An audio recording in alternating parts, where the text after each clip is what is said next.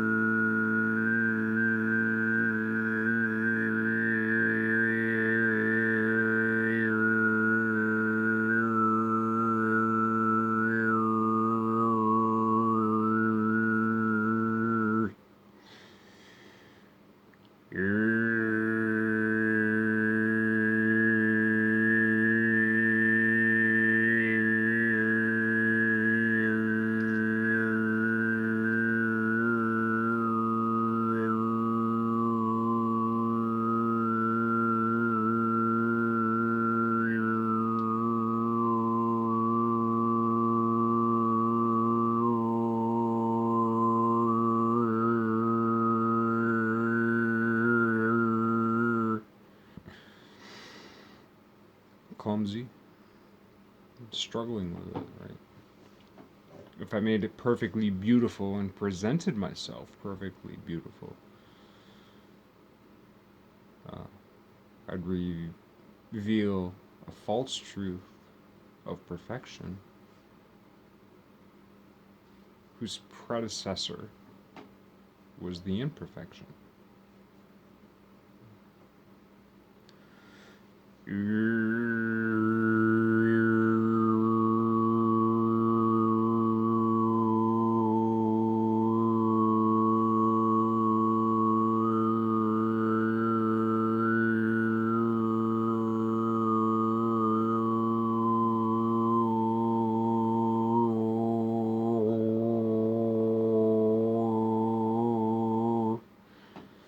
So, how many wrongs come before that which is right? I'm wrong. But there are degrees of wrongness and degrees of rightness. All levels between the alpha and the omega.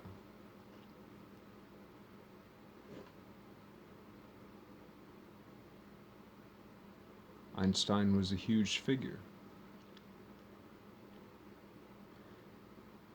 They saved his brain. How stupid. Saving his brain after death does not illuminate that last spark. What was resolved for Einstein in those last moments? And I don't necessarily mean it for real, but as a thought experiment. What was revealed to him that was unexpressed in those last moments? And that goes for every great thinker, in every subject, every philosophy, every theology, every science. What was Moses' last thought? What was Muhammad's last thought? What was Jesus' last thought? What was Socrates' last thought? Did they have a last thought?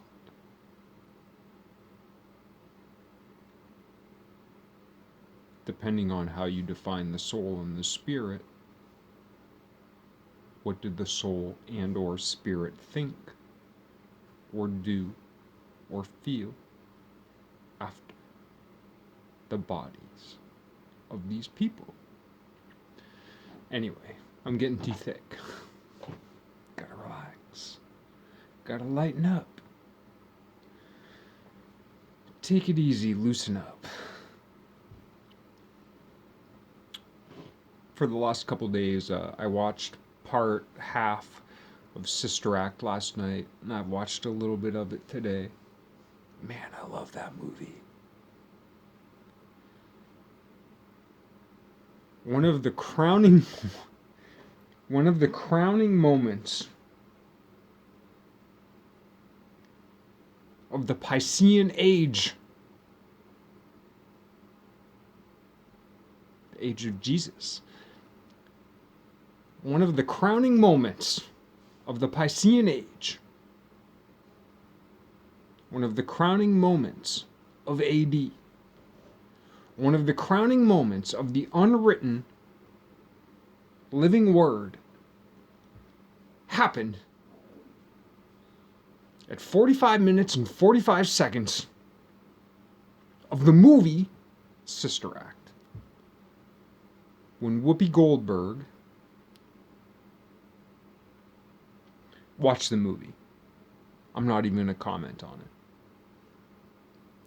But Whoopi Goldberg's character, Sister Mary Clarence Thomas,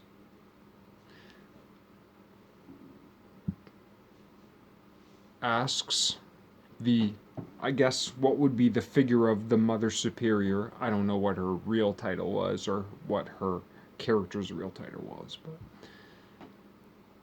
you really do care about these people, don't you? So you have the very liberal, vivacious, rebelling person understanding for a moment that this very strict, staunch, reserved, conservative person cares deeply.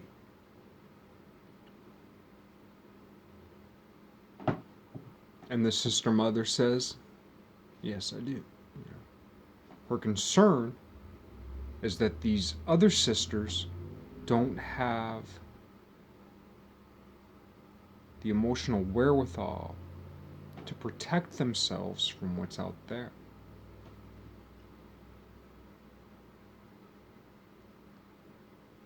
And what that is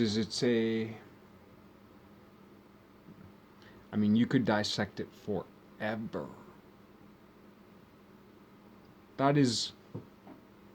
It's a synopsis of the doctrine of the Piscean Age of the New Testament.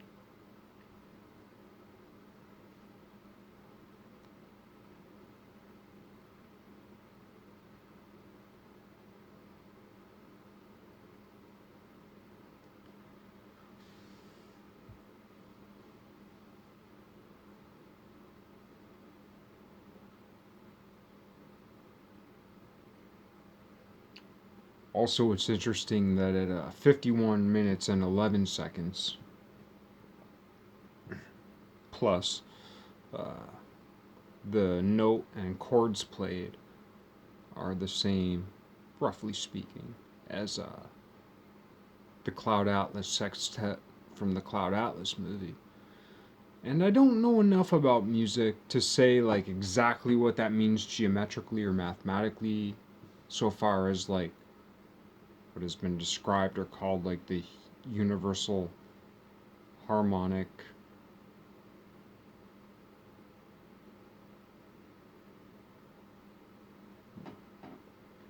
of course we're dealing with notes and not Shruti. There was a movie, so there was this movie, The Seeker. And in it, I forget the guy's name or the character, but there's the guy with the beard. He's just a little bit shorter than me. He's got really black hair and a black beard, and he's like, "You're the Seeker!" Okay, in the movie The Seeker, that guy. So he was in this other movie about Christmas that was about Bigfoot and Yeti and this crippling town where this other guy pretended to be Bigfoot in order to generate essentially tourism in his town so he could get more business, support the community. It was a lie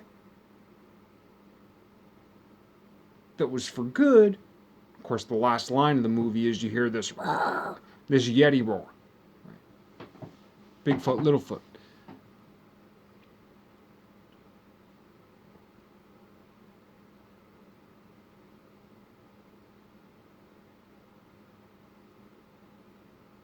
Anyway, in that movie, one of the first songs, I'll reference it later.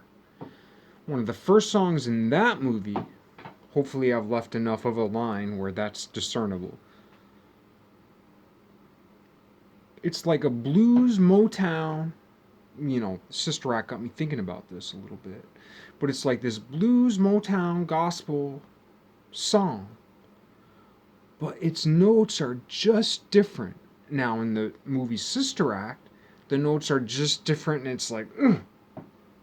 But in the movie I'm talking about this like Yeti movie with the guy who was, it's this Bigfoot movie, Christmas movie with the guy who was in the movie The Secret. I think it's the first song in that, is this soul song that is just slightly out of tune differently, and it, instead of being like, ugh, it's like, so to my mind, because gospel is, or gospel, or the blues, or jazz, or Asiatic,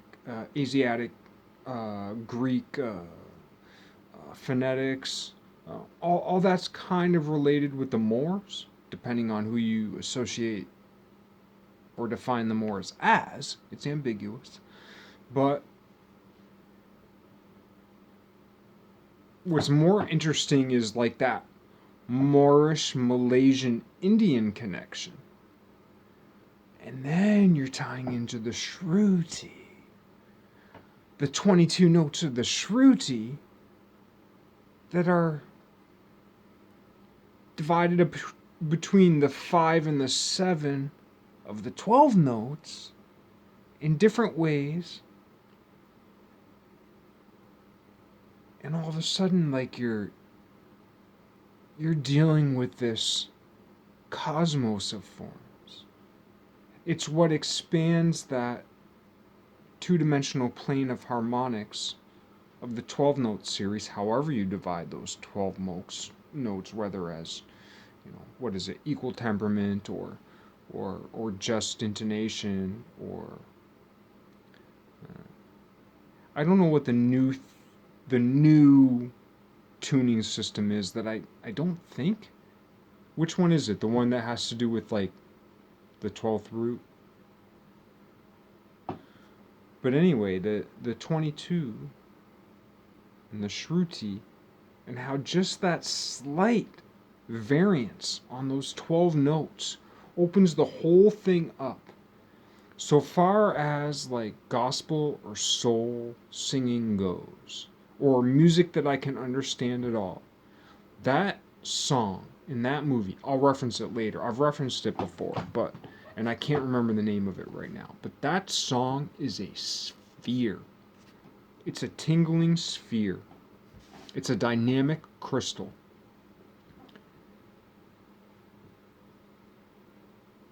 I don't know who those dudes were or what that band was. I can't remember. And you could research it forever. Were they hidden masters? Maybe. Or were they just like God's appointed? Maybe. Like, but however you slice it, those dudes sliced it. It don't matter how you sliced it. They sliced it. And if you slice it the way they slice it, you're on it, right?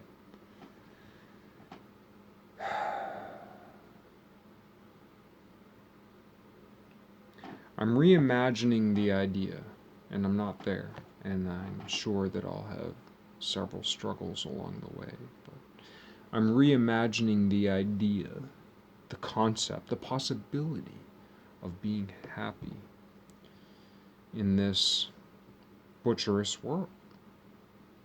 Butcherous on so many different levels.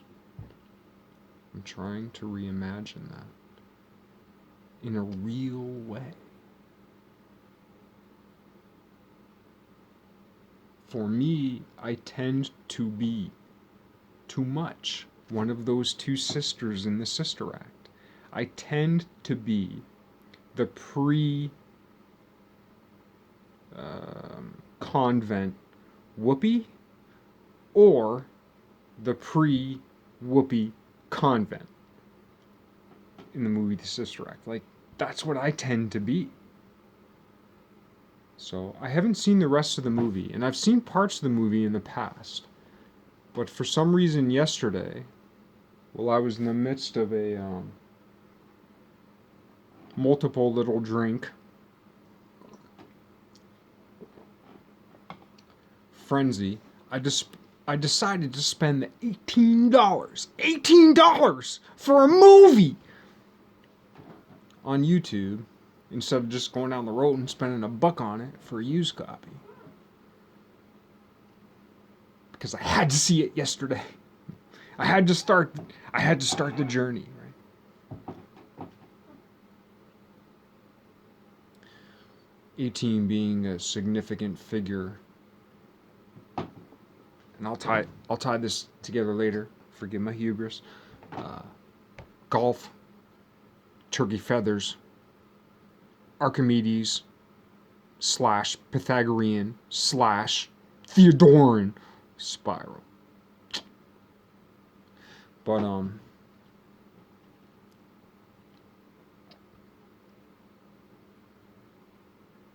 I can't remember the exact progression of thought there, but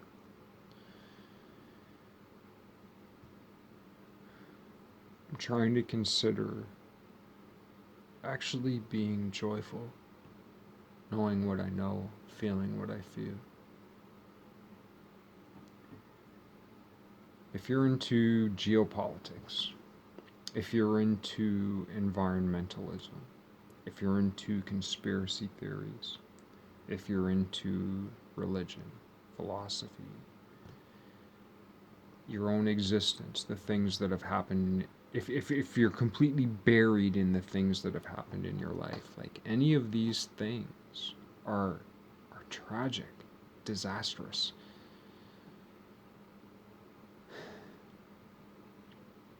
And for me, because I've been these two sisters, the pre-covenant Whoopi and the pre-Whoopi covenant, because I've been these two sisters and primarily these two sisters only, I phase between the two. I spend no time in the circle and the spiral. I spend no time in the line between the circle of the diameter nor the greater spiral of that central diarchimedean spiral. And that's a very painful way to live.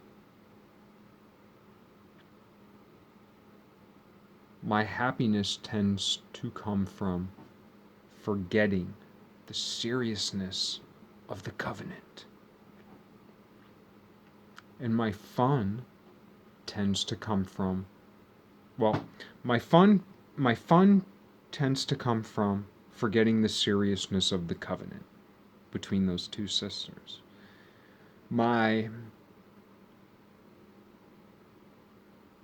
seriousness tends to forget the genuine heartfelt love of the fun of the pre-covenant Whoopi. Marrying those two things as Whoopi and the good sisters do under the care of the mother. Man, I can't tell you how fucking beautiful I think this movie is. Like, you know, I mean, I cut my teeth. Yeah, right. I got cavities, but I ain't never cut my teeth, trust me, but, you know, so to speak, so far as like music and movies go, like I cut my teeth on Terminator 2 and like Guns N' Roses, Appetite for Destruction, and the Terminator 2 songs pre-Use Your Illusions, right? I cut my teeth on Megadeth and Cannibal Corpse and Tool and Korn.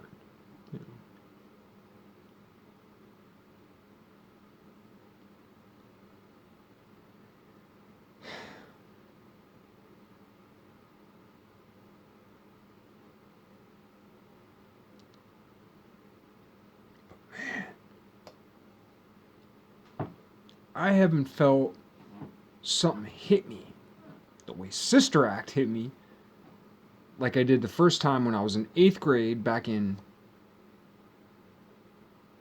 91. The first time I heard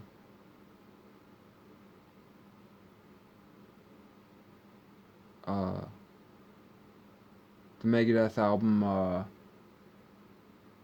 Rust in Peace. And that I'll always remember the first time I was at Cheshire Pizza down in Keene. And I just went to the Colony Mill and bought Rust in Peace. And I heard that little thing kind of between Holy War's Punishment Due. Is it one song? Is it two songs? With Marty Friedman doing the ting ting ting ting ting ting ting ting ting ting. Wait. Ting ting ting ting ting ting. All right, so I get the percussion wrong. Ting ting ting ting ting ting ting ting ting ting ting. I remember the first time I heard that, it was like, wow. Anyway, that's how I felt when yesterday watching Sister Act, and today.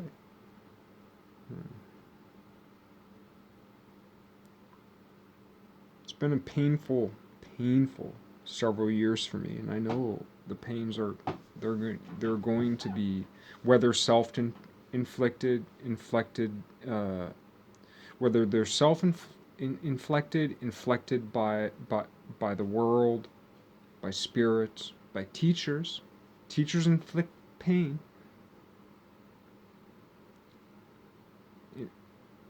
In a safe environment that we might not know is safe, right? So, I know I have greater pains to deal with. But today, I learned a new tool. And I hope it serves me, and I hope I serve it. The idea of actually being happy. There are many happinesses which we are to avoid, to understand, certainly to understand in others and in ourselves. But the idea, I mean, man, almost nothing makes me feel so happy as like that place where like gospel, blues and jazz, like Motown, all that. Like, I'm sorry. I know. I'm sorry. Just almost nothing makes me feel that happy. And what I was saying about that dude who was in the Seeker movie, who's also in that Bigfoot movie that I can't remember the name of. That first song in there where it's like soul, and it doesn't sound Indian, but what I'm saying is whoever those dudes are, they tapped in to the Shruti. It's the only thing I've ever heard that, to my mind and my intuition and what little bit of knowledge I have, taps in to the East and the West and Africa. So where would it be on the globe?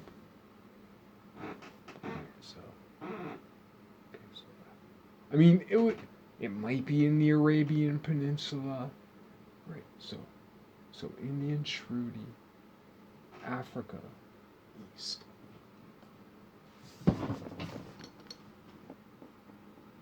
What ocean is that? What sea is that?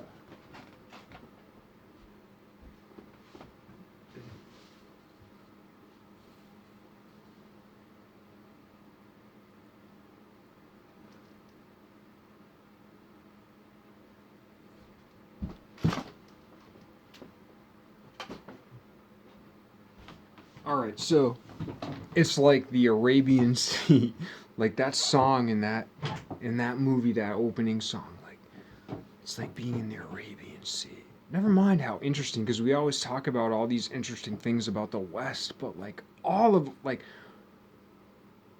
from the Arabian Peninsula between Africa and Asia and Malaysia and Australia, like all those islands. It's the most interesting place on Earth. But, well, every place on Earth is the most interesting. But imagine, like, what is it? Philology. So, phil, philology. Philologic. Philol. Philol. O. G. Philologically re-establishing a history of that area, almost in the same way with greater computation power as time goes on. Imagine re-establishing the history, written, unwritten, however, almost in the same way that linguists constructed retrospectively, which is kind of linguistically, philologically, where those things meet, and philosophically, historically, where all those things meet. Reconstructing that Australian, Malaysian, Arabian, African history. Wow! Everybody's down with the Papua New Guinea. So they're in the mix, But anyway.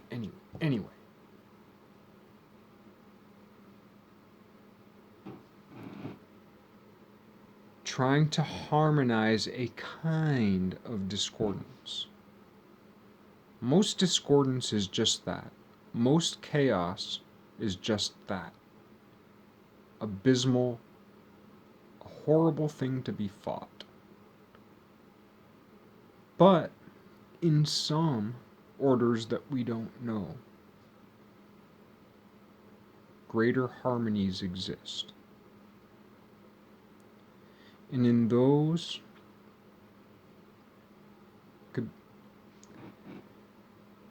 because like harmonies are interference patterns where zeros meet. Disharmonies are interference patterns where zeros and nodes don't meet. But there are specific disharmonies whose zeros don't meet, but whose interference pattern zeros meet. And I'm using zeros loosely as twos, as halves harmonically, or as threes or fives or sevens or 3/8 or whatever. Never mind even that number system or that harmonic. If you look into the geometry of the harmonic mean, like, harmonies are infinite, right?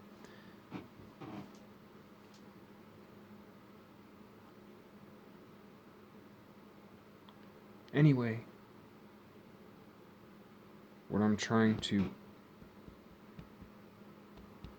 remember is that today is the first day in a long time where, from a place that is, I wouldn't say grounded in humility, but has a foot in humility. And for me, that's a big step. The idea, again, theoretically, it's something that I've known for a long time, but actually embodying it.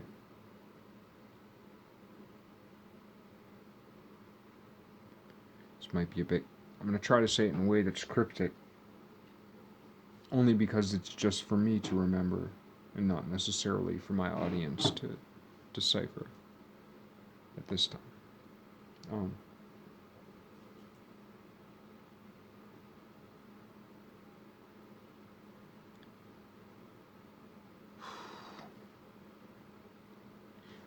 Let's put it this way. Alphabetically, I've thought for a long time that the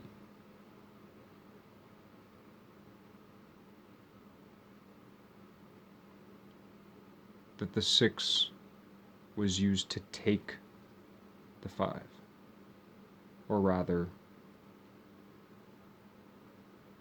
that the 6 was used to take the 6.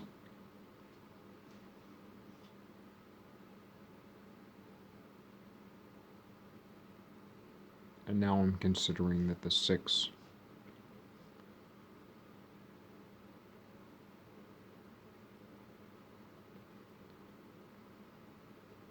was encouraged by the wrongness of the 6. Again, that's cryptic. That one's just for me. This is a form of note-taking, and I really, really, really, really, really need to remember that. Because I've never thought it simply as that before, and it's very important to, at the very least, consider that, Jeffrey.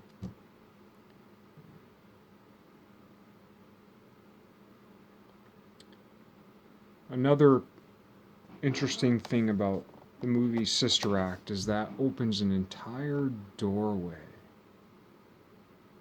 to the true history of women's throughout the ages, the hidden history, and the way in which they left a trail, and how unbelievably it's so beautiful it hurts. It's so beautiful it's incomprehensible. It's so beautiful it would make any painting or flower shrivel in comparison. True beauty. I'm talking all the way down beauty. It is so hard. Now. I'm getting a little bit too hubrisy and poetic about it. I'm about to romanticize myself to this idea if I keep speaking this way.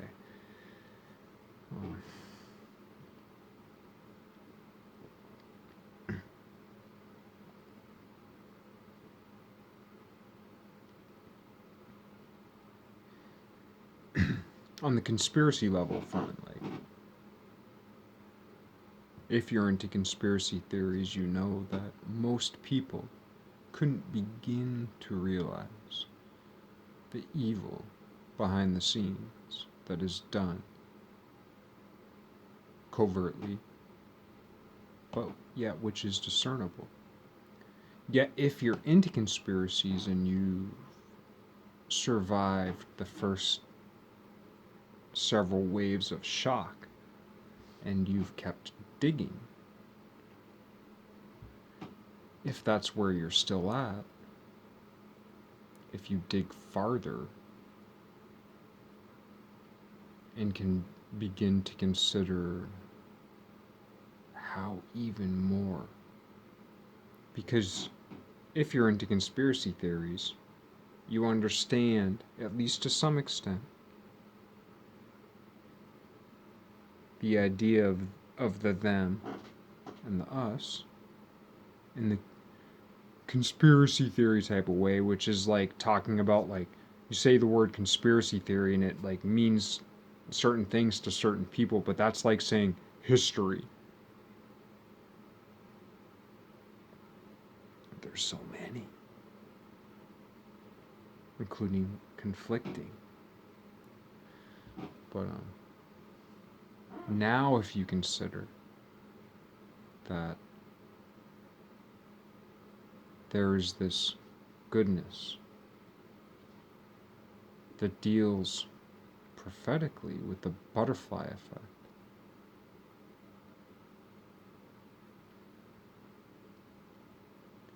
the conspiracy theories we learn deal with a kind of logic. Not necessarily logic, but a kind of scholastic logic, not necessarily rational.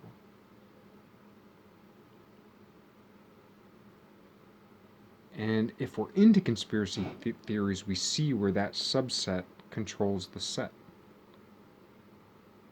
You have to go a little further, but that little's a lot to get to where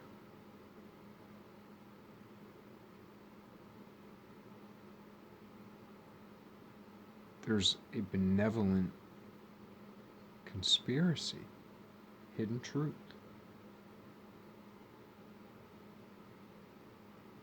that controls that also, or rather, I wouldn't say control it. It's not like a remote control, but it's like the Good Shepherd deal, right? The bad dudes of conspiracies that people who are into conspiracy theories are into, and they range the entire political and spiritual system. There are people in conspiracy theories that are kept outside of the mainstream who disagree with each other vehemently just as much as the right and left in normal everyday politics do, right?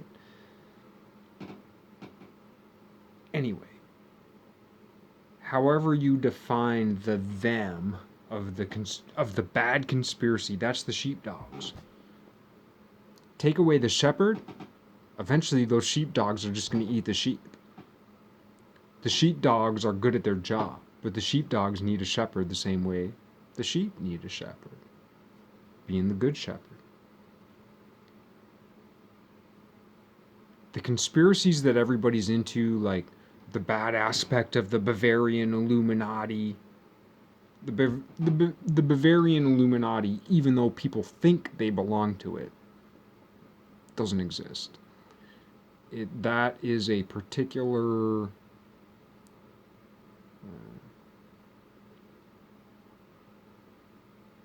that's a mechanism of control. The Bavarian Illuminati that thinks it's in control, the control has operated through, is a mechanism of control of a certain aspect of a murderous group of individuation.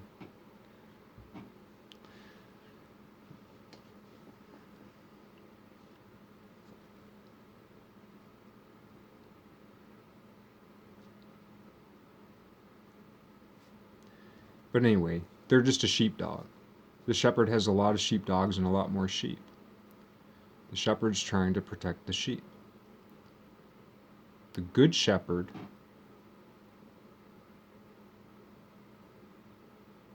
there's three shepherds. There's the bad shepherd, which kills the sheep to eat the mutton. There's the neutral shepherd and the good shepherd. The neutral and good shepherd can switch places. Sometimes it's a good thing to shear the sheep. Sometimes it's not. It depends on your intent. But anyway,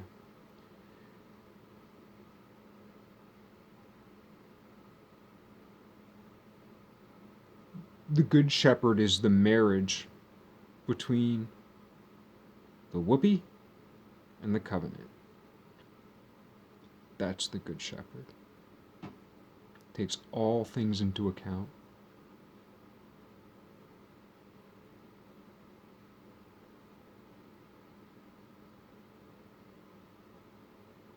That takes the looseness and the seriousness and the naivete and the doubt and the clumsiness and brings it all together. Anyway, that was kind of my lesson for today, and but the big lesson for me is it's gonna be a hard one, and it's so important. Like,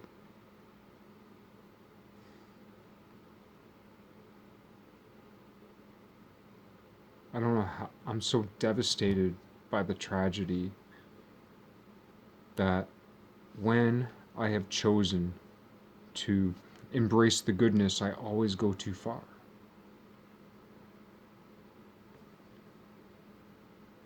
So embracing and building the goodness, while at the same time being honest enough to fight the murderous brutality, that is such a fine point of justice, of balance.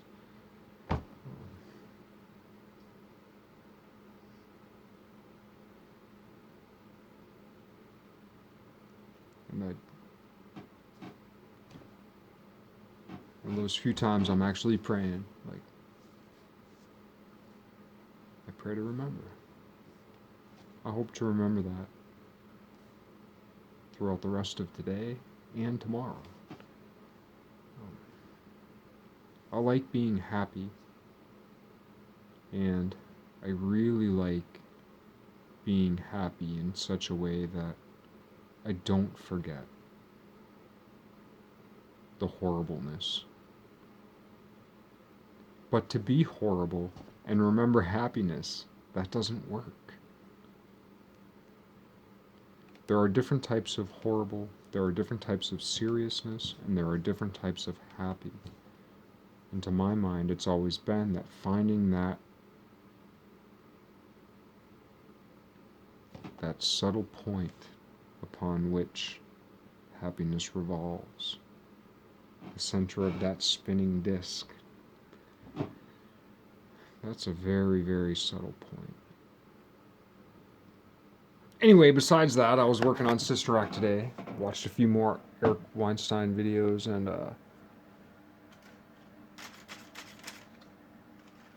glued these on. Now I gotta glue this top piece on.